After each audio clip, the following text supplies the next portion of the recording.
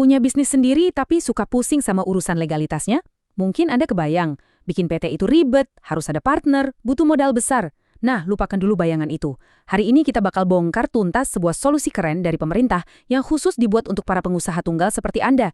Namanya perseroan perorangan, atau kita singkat aja PTT. Anggap aja ini jalan tol buat bisnis Anda biar bisa naik kelas jadi PT, tapi dengan cara yang super simple dan cepat. Pernah nggak sih ngerasa gini, bisnis sudah mulai jalan, klien juga udah pada percaya, dan rasanya pengen deh kelihatan lebih profesional dengan punya nama PT di belakangnya. Tapi pas lihat tim, ya isinya cuma Anda sendirian. Dulu ini bisa jadi jalan buntu, tapi sekarang justru inilah momennya karena ada terobosan yang mengubah total permainan untuk para solopreneur. Oke, ini dia agenda kita hari ini. Kita bakal bedah semuanya. Mulai dari apa sih bedanya PT biasa sama PT perorangan ini. Terus kita lihat cara bikinnya yang ternyata gampang banget. Nah ini yang paling penting. Gimana cara ambil keputusan besar tanpa perlu rapat umum pemegang saham atau RUPS. Tentu ada kewajibannya juga kita bahas itu. Sampai skenario kalau bisnis Anda makin gede atau kalau harus ditutup. Tenang, semua akan kita kupas tuntas. Sip, kita mulai dari dasarnya dulu ya.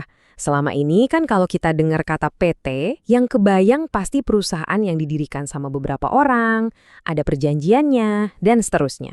Nah, peraturan baru ini, Permenkumham nomor 21 tahun 2021, itu secara resmi membagi PT jadi 2 jalur yang berbeda. Dan ini dia kedua jalurnya. Di kanan, itu ada perseroan persekutuan modal. Ini PT yang udah kita kenal lah, yang didirikan bareng-bareng minimal 2 orang. Tapi, lihat yang di kiri. Inilah bintang utama kita, perseroan perorangan. Ini didesain khusus buat Anda, para pejuang tunggal yang bisnisnya masuk kriteria usaha mikro dan kecil. 1 orang, 1 badan hukum. Simple dan lincah banget. Nah, sekarang kita masuk ke bagian yang paling seru. Gimana sih cara bikin PTP ini? Udah, buang jauh-jauh bayangan proses yang berbelit dan makan waktu. Pendirian PTP ini benar-benar lompatan besar ke era digital. Coba lihat di layar betapa simpelnya proses ini.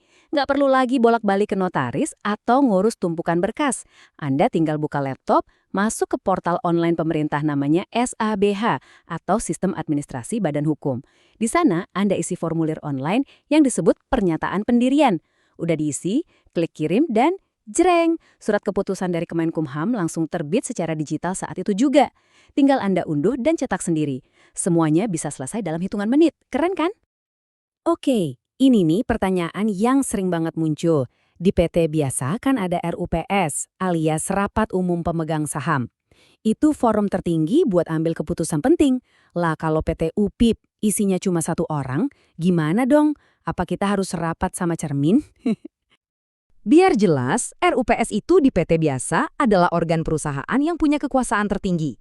Keputusan-keputusan strategis kayak mengubah anggaran dasar, angkat pecat direksi, atau bagi-bagi keuntungan, itu semua harus lewat persetujuan RUPS. Tanpa itu, keputusannya nggak sah. Oke, balik lagi ke PTP. Dengan pemahaman tadi, gimana caranya PTP yang nggak punya forum RUPS bisa bikin keputusan yang sah di mata hukum? Nah, ini dia bagian jenius dari peraturan ini.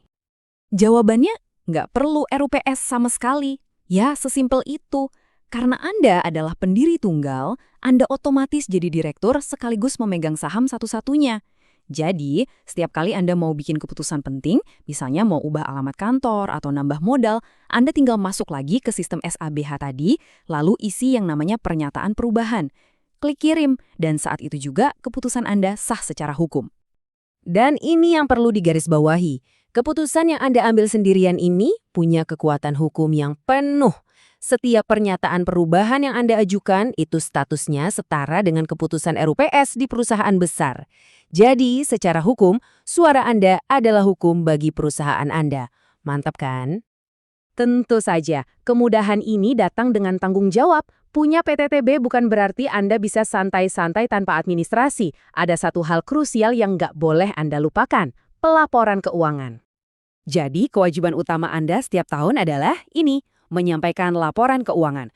Paling lambat 6 bulan setelah tahun buku berakhir, Anda wajib unggah laporan sederhana ke sistem SABH. Nah, ini juga menjawab pertanyaan penting soal pengambilan uang. Karena PTP sudah jadi badan hukum terpisah, Anda nggak bisa lagi seenaknya ambil uang dari kas atau yang biasa disebut PRIV. Pengambilan keuntungan harus lewat mekanisme formal, yaitu dividen, yang keputusannya harus tercatat. Inilah beda utamanya, pemisahan tegas antara harta pribadi dan harta perusahaan. Terus, apa akibatnya kalau Anda cuek dan nggak lapor? Aturannya jelas banget dan sanksinya bertahap. Telat 6 bulan, Anda dapat teguran tertulis via email. Masih bandel sampai 9 bulan, teguran kedua melayang. Nah, kalau sudah 10 bulan nggak lapor juga, akses Anda ke semua layanan di SABH bahkan diblokir total. Puncaknya, kalau dibiarkan sampai 5 tahun, status badan hukum PTP Anda bisa dicabut. Jadi, jangan pernah sepelekan laporan tahunan ini ya. Namanya juga bisnis, pasti dinamis.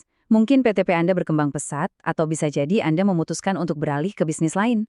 Mari kita lihat gimana aturan mainnya untuk dua skenario ini. PTP ini kan dirancang untuk pengusaha tunggal di skala mikro dan kecil. Jadi, ada dua kondisi yang mewajibkan Anda untuk naik kelas jadi PT biasa. Pertama, kalau Anda akhirnya dapat partner bisnis dan pemegang sahamnya jadi lebih dari satu. Atau yang kedua, kalau bisnis Anda sukses besar dan omsetnya sudah melampaui kriteria usaha mikro dan kecil. Kalau ini terjadi, selamat. Itu tandanya bisnis Anda tumbuh. Sebaliknya, gimana kalau Anda memutuskan untuk menutup PTT?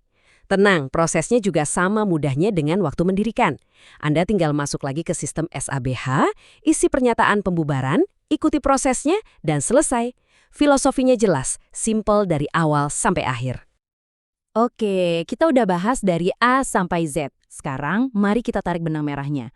Kenapa sih PTP ini bisa dibilang jadi sebuah game changer buat para pengusaha solo di Indonesia?